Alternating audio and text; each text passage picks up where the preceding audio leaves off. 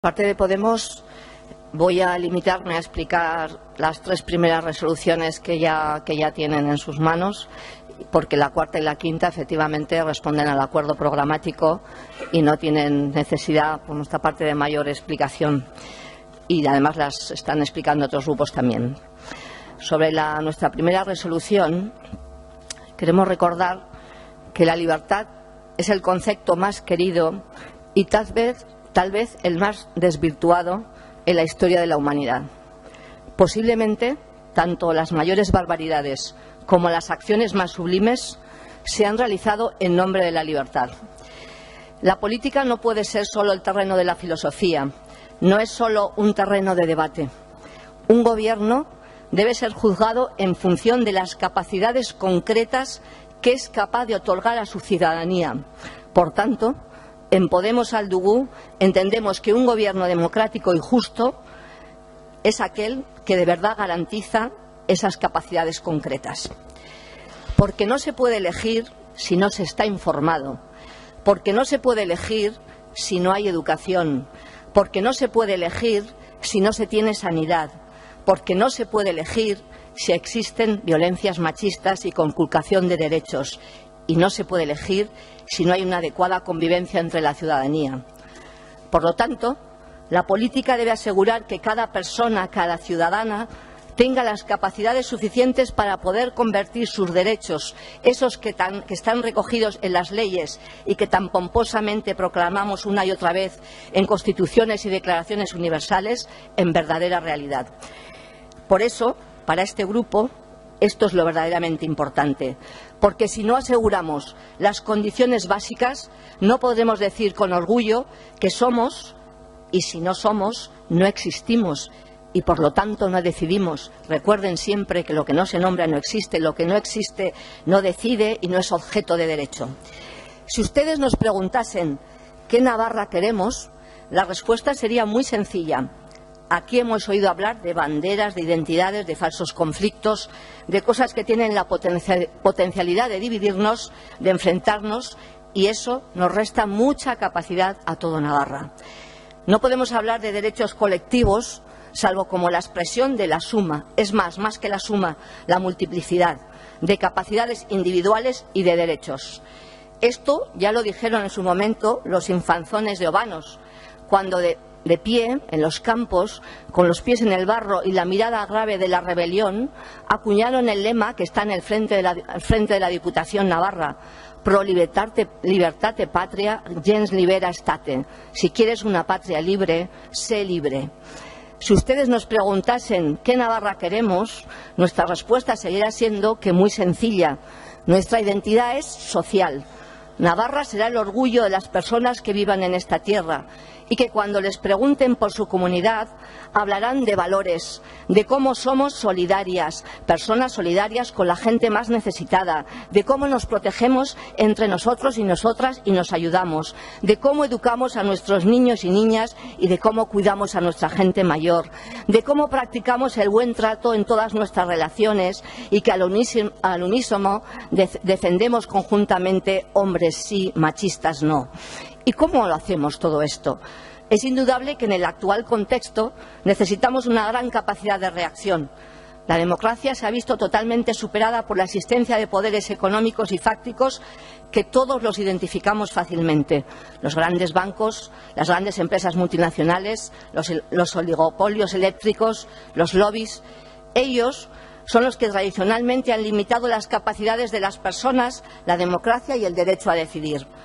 Pero en los últimos tiempos estos poderes se han hecho más visibles, no tanto para que realmente podamos ponerles rostro a cada uno o una de esas personas que deciden además por todos nosotros y nosotras, pero sí lo han hecho en términos políticos, porque los partidos que han gobernado Europa han realizado políticas que ellos han llamado de austeridad, por cierto, nuevamente pervirtiendo una palabra realmente honesta, y que solo favorecen a estos poderes. Debemos, por tanto, defender la libertad positiva, que es la capacidad real de una persona de ser o hacer algo, en vez de la libertad negativa, que es común en economía y se centra simplemente en la no interferencia, esa que el neoliberalismo actual pone el acento en la intervención del Estado. Pero esto lo que asegura realmente es el triunfo de los más fuertes, consagrando el darwinismo social y dejando en la cuneta a las personas trabajadoras, a las enfermas, a los niños, a las niñas, a las mujeres, ¿A qué me refiero? En la hambruna de Bengala, durante la Segunda Guerra Mundial, la libertad negativa de las personas trabajadoras rurales para comprar alimentos no se vio afectada, es verdad. En teoría podían comprar. Sin embargo, murieron de hambre a miles porque no estaban positivamente libres para hacer cualquier cosa. Ellos y ellas no tenían libertad de alimentarse ni la capacidad de escapar de la muerte. No creemos que el sector público y privado acaben formando una alianza por sí mismos. Creemos que la gente debe de determinar cómo encaja y en un patrón general democrático todo esto. El sector privado, en algunas cuestiones, puede cumplir una función importante, pero nunca puede hacerlo en servicios de salud, de educación, aquellos que realmente deben ser auténticamente garantistas para todas las personas. A través de la discusión pública debe de decidirse el rol del Estado, el rol del mercado, del sector público y privado, qué balance debe hacer. En el centro de esto siempre debe estar la persona, el interés de los seres humanos, la razón y la sociedad. Lo que queremos realmente es que la gente esté a cargo y en control. En definitiva, nuestra primera resolución dice que si queremos que la capacidad de la gente de Navarra aumente, si queremos que haya capacidad de decidir democracia y real, primero tenemos que identificar qué factores restringen o anulan gravemente esta capacidad. En cuanto a la segunda, ha sido ampliamente explicada por nuestra portavoz Laura y además magníficamente. Hablamos de la cultura democrática, del tema de la separación de poderes, del blindaje constitucional de los derechos sociales. Ayer, seguramente personas que están aquí tuvieron la oportunidad de escuchar un debate en esta ciudad de tres personas académicas ilustres, Fernando Vallespín, Víctor Sampiedro y Daniel Innerarity, que siempre lo digo mal. Desde las tres posiciones coincidían en un mismo diagnóstico.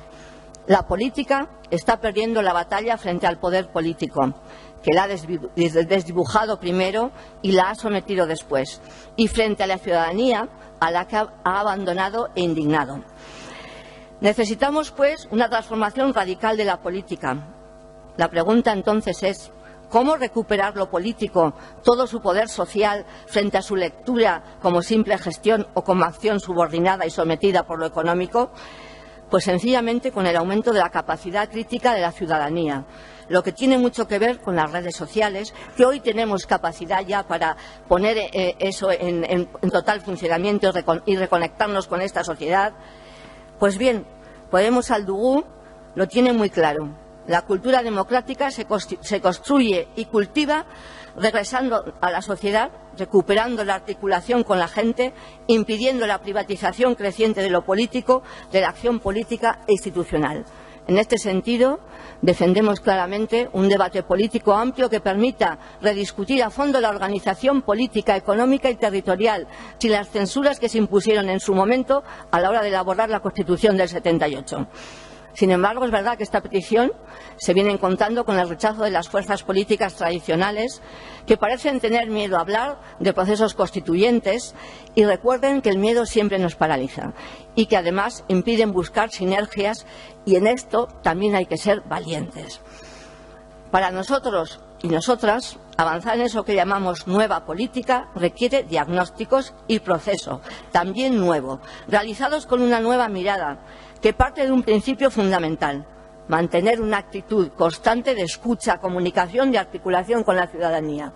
Eso supone reabrir las instituciones a la sociedad, como ya se está haciendo, es verdad, desde este Parlamento y de otros lugares, y requiere repensar también qué es eso que llamamos cultura democrática. Nos hemos alejado tanto de la ciudadanía y de la sociedad, hemos contribuido en tantísimo en la desafección política que hoy existe, que estamos obligados y obligadas, como personas representantes políticas de la ciudadanía, a recuperar e intensificar nuestra comunicación con ella, a la que decimos servir. Esto no puede quedar solo en discursos y en retórica política. Esto comienza por revertir algunos términos, comenzando por blindar... Un momentito, por favor.